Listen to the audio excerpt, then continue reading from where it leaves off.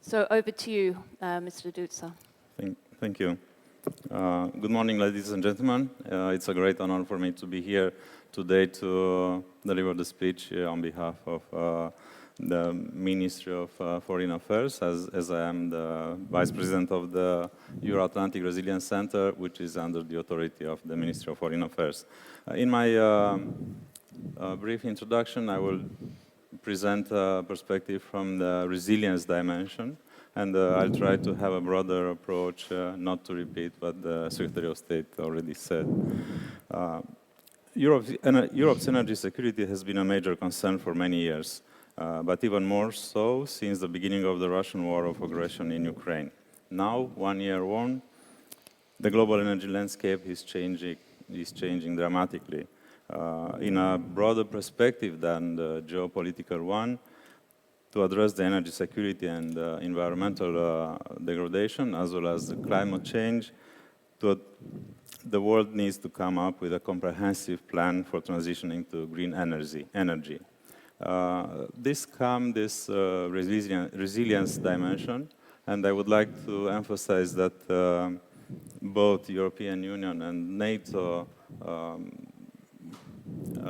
pay attention to this dimension, as in March 2022, European Union already approved the strategic compass, which emphasized the role of resilience on 4 dimensions, green energy and digitalization being 2 of them, as well as the strategic concept of NATO, adopted in June last year, put a great emphasis on resilience, considered to be a core element of deterrence and defense.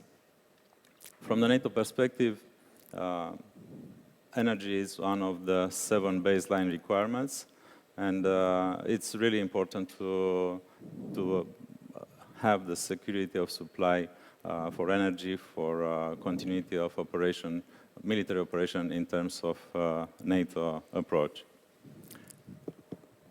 Coming back to the energy crisis, the European Commission's REPowerEU plan, released in May 2022, proposed ending the bloc's reliance on Russian fossil fuels by 2027, and it aims to increase the share of renewables in final energy consumption to 45% until 2030. But many other countries are now looking at how they can leverage policy to fast-track a clean energy transition alongside economic recovery and avoid repeating past mistakes.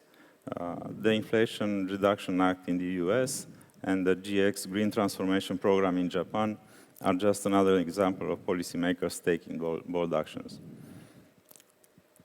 The EU commitment to March 2022 Versailles Declaration to phase out Russian fossil fuel imports as soon as possible is set to transform the continent's energy and gas markets in the years to come, with implications for global trade and market dynamics.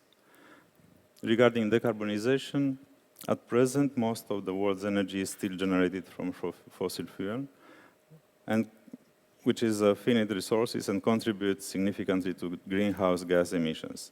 But with coordinated efforts, the decarbonization could be achieved while maintaining the energy security. The transition to a low-carbon economy is a complex process that requires significant investment in new infrastructure and technology and changes in the way we consume energy. However, there are steps that can be taken to ensure that decarbonization is compatible with energy security, and this includes diversifying energy sources, investing in energy storage technology, improving energy efficiency through digitalization, and promoting innovation in the new renewable energy sector. Furthermore, international cooperation is crucial in achieving a sustainable energy transition. Countries must work together to develop new technologies, share best practices, and build global energy infrastructure that is resilient to future shocks. Regarding Romania's role in Europe's energy security, I will stress that Romania has never been a burden for Europe's energy security. The country has significant natural resources, particularly in terms of oil and gas reserves. It is also home to one of Europe's largest nuclear power plants and has significant hydroelectric and wind energy potential. Through its strategic location, Romania can also become a key transit country for energy supplies in the region.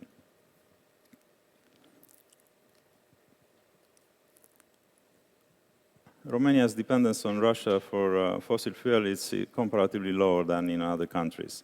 And Romanian officials have been exploring for alternate gas supplies around the Black Sea, the Caspian Sea, and the Middle East since before Russia's invasion of Ukraine.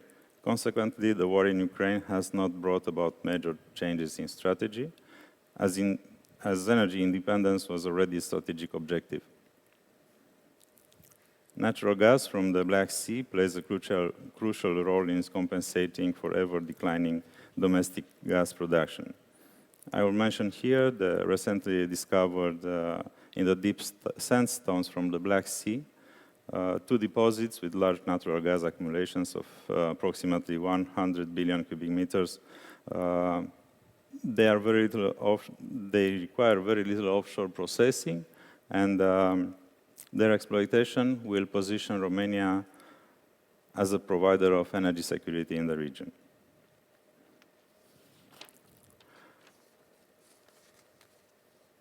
Romania's role, one more idea. Romania's role in Europe's energy security is not just circumscribed within its internal border. Even more so, after the beginning of the war in Ukraine, Romania assumed an important role in safeguarding and supporting the energy security of its neighbors. Romania was one of the most vocal advocates of speeding up the interconnectivity between the Republic of Moldova and the EU, especially when it comes to electricity, and has offered to develop storage facilities for the gas stocks our neighbors are going to use. Only a short example here. At the beginning of February, we've been invited to join a team of experts from NATO to evaluate the overall resilience situation in Republic of Moldova. And in terms of energy, we discovered that the country is highly vulnerable to gas imports from Russia. The most important power plant that provides 65% of electricity for Moldova is situated in Transnistria, which is not under control of the government. And the 2 gas stocks facilities are not on the territory of Republic of Moldova. One is in Romania and one in Ukraine. Thank you very much.